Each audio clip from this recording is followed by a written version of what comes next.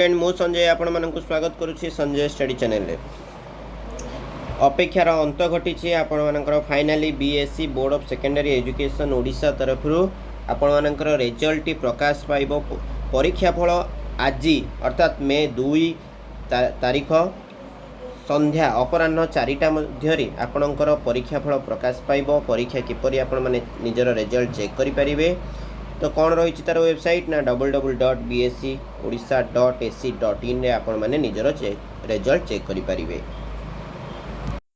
जदि आम ए वर्ष देखिबा केते पिला माने परीक्षा देइछंती तेबे टोटल हमर ओडिसा रे 5.61 लाख अर्थात 5,61,979 जन स्टूडेंट आपण मानकर बोर्ड ऑफ सेकेंडरी एजुकेशन तरफ 10th एग्जाम देइछंती।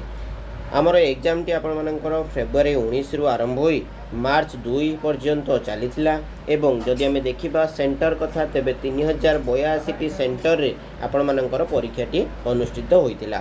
ताहले आज आपण मानकर 5,61,979 पिला मानकर भाग्य निर्धारण हेबो।